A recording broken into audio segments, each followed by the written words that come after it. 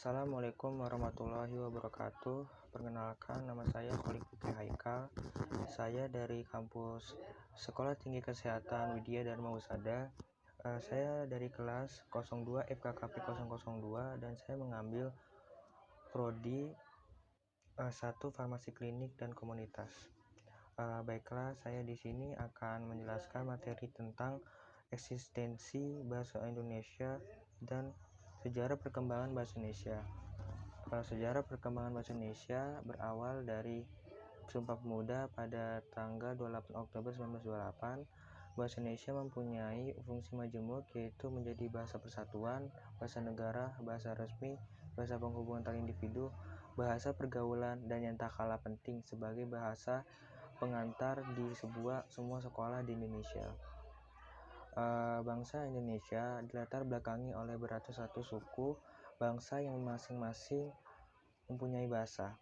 Penamaan bahasa Indonesia diambil saat Kongres Nasional Kedua di Jakarta sebagai bahasa untuk negara Indonesia pasca kemerdekaan. Soekarno tidak memilih bahasa sendiri, namun beliau memilih bahasa Indonesia yang beliau dasarkan dari bahasa Melayu yang dituturkan di Riau. Bahasa kita yang dinamai bahasa Indonesia berasal dari bahasa Melayu, yaitu salah satu bahasa daerah di bumi Nusantara ini. Bahasa Indonesia digunakan sebagai salah satu alat untuk mempersatukan bangsa yang bersuku-suku, mengusir penjajah, dan meraih kemerdekaan. Bahasa ini digunakan dalam berbagai kehidupan secara luas. Ada 4 faktor yang menyebabkan bahasa Melayu diangkat menjadi bahasa Indonesia, yaitu 1. Bahasa Melayu sudah merupakan lingua franca di Indonesia. Bahasa berhubungan dan bahasa perdagangan. Yang kedua, sistem bahasa Melayu sederhana dan mudah dipelajari karena dalam bahasa Melayu tidak dikenal tingkat bahasa seperti dalam bahasa Jawa, yaitu ngoko dan kromo, atau dalam bahasa Sunda kasar dan lemes, atau perbedaan bahasa kasar dan halus. Yang ketiga, suku Jawa, suku Sunda, dan suku-suku yang lainnya dengan sukarela menerima bahasa Melayu menjadi bahasa Indonesia sebagai bahasa nasional. Yang keempat, bahasa Melayu mempunyai kesanggupan untuk dipakai sebagai bahasa kebudayaan dalam arti yang luas.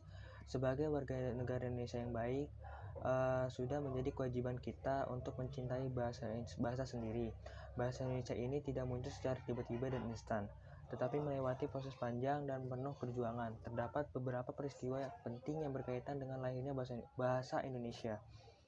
Peristiwa tersebut dibagi ke dalam 3 periode. Yang periode pertama yaitu periode sebelum Sumpah Pemuda tahun 1928. Yang pertama itu munculnya Inland Underwich Commission. Yang kedua, pada tahun 1901 disusunlah ejaan resmi bahasa Melayu oleh Charles Adrian van Ophuijsen dan dimuat dalam Kitab Logat Melayu. Yang ketiga, bahasa Melayu sebagai lingua franca. Periode yang kedua yaitu periode Sumpah Pemuda 1928 sampai proklamasi kemerdekaan Republik Indonesia pada Republik Indonesia 1945. Pada periode ini telah terjadi beberapa peristiwa, yaitu seperti munculnya Trisakti Sumpah Pemuda pada tanggal 28 Oktober 1928, munculnya Angkatan Pujangga Baru pada tahun 1933 dipelopori oleh 3A, yaitu Sultan Takdir Ali Syahbana, Amir Hamzah, dan Armin Pane. Yang ketiga, Kongres Bahasa Indonesia pertama di Solo pada tahun 1938. Yang keempat, itu bahasa Indonesia sebagai bahasa utama pada tahun 1942 sampai 1945. Yang kelima, munculnya Angkatan 45 yang memiliki ciri pada dinamika kata-kata. Salah satu tokohnya yaitu Khairul Anwar. Periode ketiga yaitu pada periode proklamasi kemerdekaan Republik Indonesia 1945 sampai sekarang.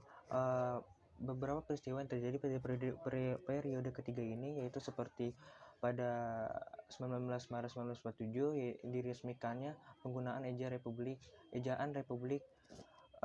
Suwandi sebagai pengganti ejaan Van Ophuijsen. Yang kedua, Kongres Bahasa Indonesia 2 di Medan pada 28 Oktober sampai 28 November 1994. Yang ketiga, pada 19 Agustus 1972, Haji Muhammad Soeharto, Presiden Republik Indonesia, meresmikan penggunaan ejaan Bahasa Indonesia yang disempurnakan EYD sebagai pengganti ejaan sebelumnya. Yang keempat, menemui berbagai kesulitan seperti kurangnya kata-kata dan istilah berhubungan dengan iptek, kurangnya penelitian bahasa Melayu, kurangnya buku-buku iptek dalam bahasa Indonesia, dan pedoman umum pembentukan istilah pada tahun 1975. Dan yang kelima, Kongres Bahasa Indonesia yang ketiga pada tanggal 28 Oktober sampai 2 November 1978 di Jakarta.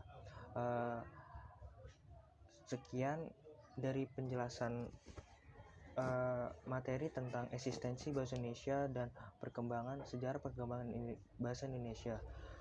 Apabila ada kata-kata saya yang salah, mohon dimaafkan. Kurang lebihnya mohon dimaafkan. Billahi taufiq wal hidayah. Wassalamualaikum warahmatullahi wabarakatuh.